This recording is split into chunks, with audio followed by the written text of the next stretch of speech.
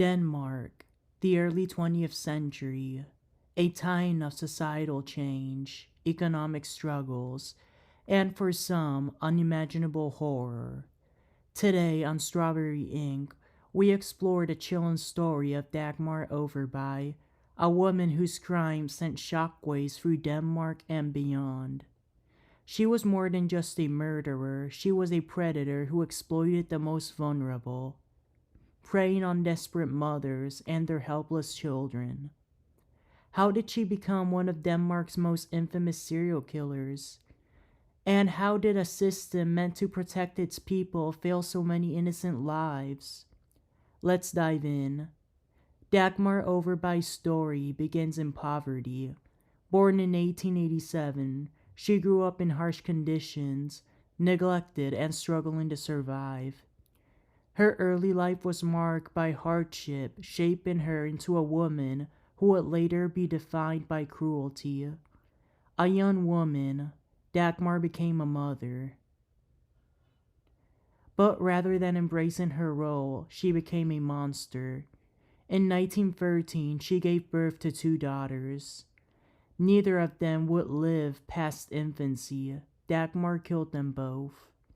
Their tiny bodies were hidden away, their deaths unnoticed at the time, but these were only the first in what would become a long, brutal series of murders.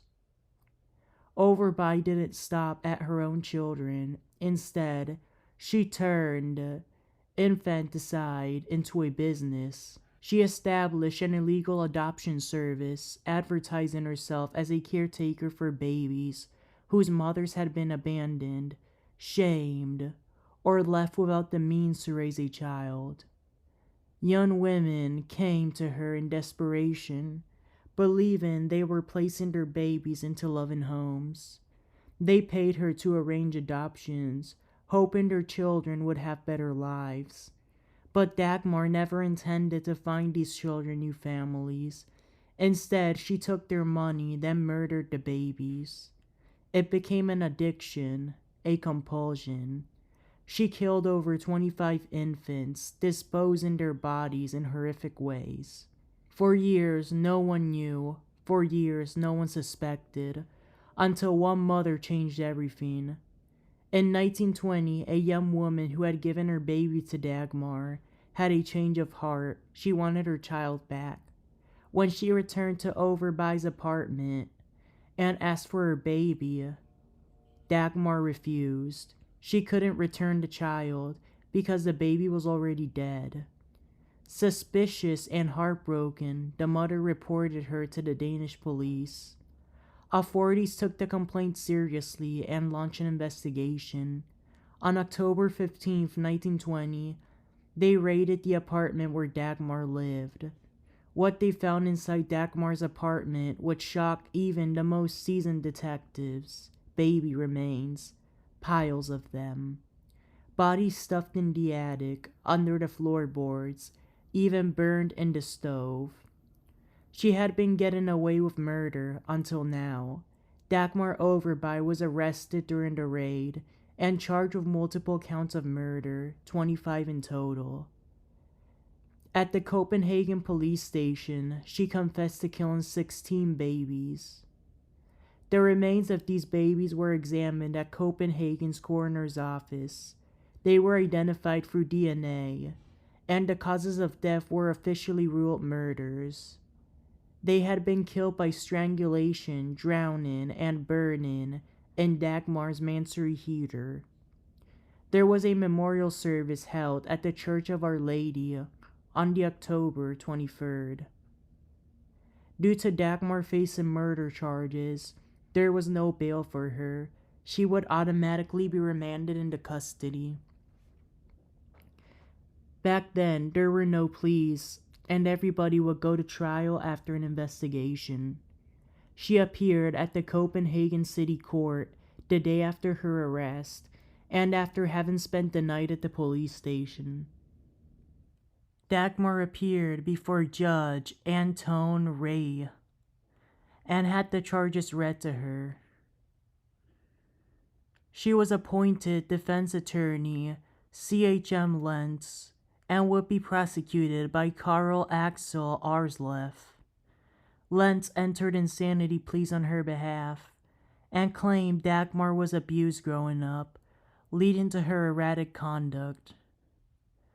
In 1921, she stood trial at the main court of Copenhagen in front of a panel of lay judges led by Chief Judge Christian Frederik Bong.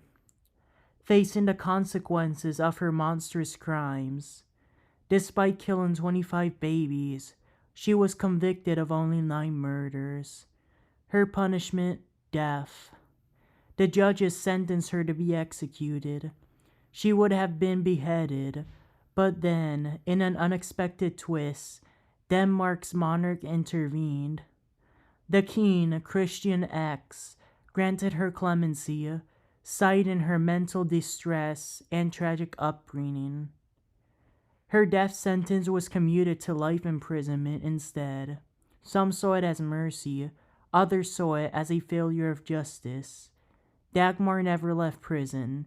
She spent her remaining years behind bars at Copenhagen's Western Prison, where she'd been held since her arrest, dying at the age of 42 on May 6, 1929. The Overbye case changed Denmark forever. The prison guards had a small ceremony for her on May 10th, and she was buried at Copenhagen's Western Cemetery. In the wake of her crimes, the government introduced stronger child protection laws, ensuring that illegal adoption services like hers would never operate unchecked again. But for the mothers who had trusted her, for the babies whose lives were stolen, it was too late. Dagmar Overbye is remembered not just as a murderer, but as one of history's most chilling baby killers, a woman who turned motherhood into murder. That's it for today's episode of Strawberry Ink. Dagmar Overbye's crimes remind us how predators can hide in plain sight, disguising themselves as helpers, as caretakers, as saviors. But sometimes the people who claim to protect the innocent are the ones who destroy them. Thank you for listening. Don't forget to follow Strawberry Ink for more true crime stories. Until next time, stay safe.